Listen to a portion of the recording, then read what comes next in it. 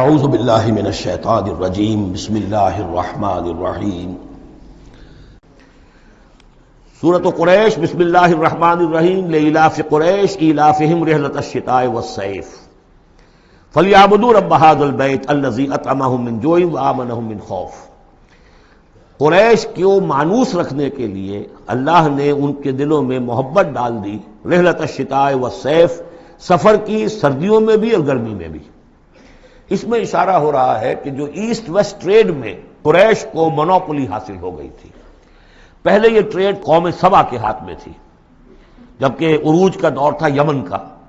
تو ہوتا یہ تھا کہ ہندوستان سے اور جاوا اور ملایا اور سماٹرا، بورنیو اور چین سے سارا جو سامان تجارت آتا تھا وہ یمن کے ساحل پر، کیونکہ نہر سویس تو تھی نہیں۔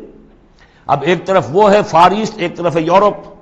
اور یورپ کو اور فار ایسٹ کو ملانے والے کوئی آبنائے نہیں ہے، پانی۔ اور وہ راستہ جو ہے round the Cape of Good Hope, وہ تو 1498 میں واسکو ڈی گاما نے تلاش کیا ہے، گویا کہ حضور کی بعثت کے بعد 800 برس بعد۔ اس وقت کیا شکل تھی کہ سارا یورپ کا سامان تجارت آیا تھا فلسطین کے ساحل پر، شام کے ساحل پر، اور یہاں سے سارا مال آ کر اترتا تھا یہ یمن کے ساحل پر۔ تو کچھ عرصے پہلے تک، تو کوئی 150-200 برس پہلے تک حضور سے یہ ساری تجارت یمنیوں کے ہاتھ میں تھی۔ یمنی قافلے لے کر چلتے تھے، یہاں سے اس مال کو لے گئے وہ وہاں تک، شام تک، پھر وہاں سے مال لے آئے، اور یہ ایک طرح سے گویا کہ ایسٹ اینڈ ویسٹ جو ٹریڈ تھی اس میں انہیں کی پوزیشن حاصل تھی۔ پھر جب سیل العرم آیا ہے، ان پر سیلاب آیا ہے، وہ تباہ و برباد ہو گئے، تو پھر یہی ایسٹ ویسٹ ٹریڈ جو ہے یہ قریش کے ہاتھ میں آ گئی۔ اور ان کو خاص طور پر پروٹیکشن یہ حاصل تھی کہ چونکہ یہ خانہ کعبہ کے متولی تھے اور وہاں تمام قبیلوں کے بت رکھے ہوئے تھے، گویا کہ سب کے خدا ہاسٹیج تھے ان کے پاس، لہذا ان کے قافلے پر کوئی حملہ نہیں کر سکتا تھا، کسی اور کا قافلہ بچ کے جا نہیں سکتا۔ اس قافلے کو لوٹتے تھے بدو، اور اس کو یہ ہے کہ حفاظت نہیں ہوتی تھی، لیکن قریش کا قافلہ بدو دور رہتے تھے کہ یہ تو خانہ کعبہ کے متولی ہیں، اور اگر ہم نے ان کا قافلہ لوٹا یہ ہمارا بت اٹھا کے پھینک دیں گے باہر وہ خانہ کعبہ سے۔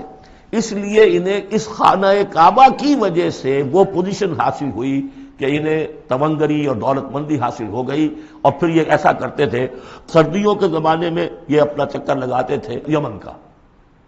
اور گرمیوں کے زمانے میں جاتے تھے شام کی طرف، فلسطین کی طرف، کیونکہ وہ گرم علاقہ ہے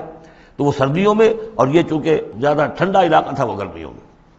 لإلاف قریش، اس واسطے کے مانوس رکھا قریش کو، إلافهم رحلة الشتاء والصيف، ان کے دلوں میں وہ الاف سے مراد کیا ہے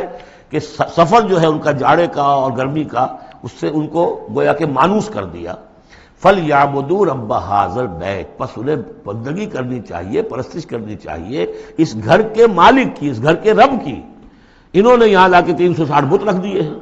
انہیں چاہیے تھا کہ خلوص اور اخلاص کے ساتھ جو اس گھر کا اصل مالک ہے، جس کی توحید کے لیے یہ مرکز بنایا تھا ابراہیم نے، ان کے جد امجد نے، اور کہا تھا کہ ربنا لیقیموا الصلاۃ، تیری نماز قائم کرنے کے لیے میں نے یہ گھر بنایا ہے، تو اس کو انہوں نے جو ہے اس کو بت قدا بنا دیا۔ دنیا کے بت قدوں میں پہلا وہ گھر خدا کا، ہم اس کے پاس ماں ہیں، وہ پاس ماں ہمارا۔ تو کرنا یہ چاہیے تھا الذی اطعمهم من جوع، جس نے کہ انہیں طعام پہنچایا اور بھوک سے نجات دی، انہیں غذا دی، انہیں دولت دی، وآمنهم من خوف، اور ان کو امن دے دیا ہے خوف سے کہ ان کے قافلوں کے اوپر کسی حملے کا خوف اور اندیشہ نہیں ہوتا۔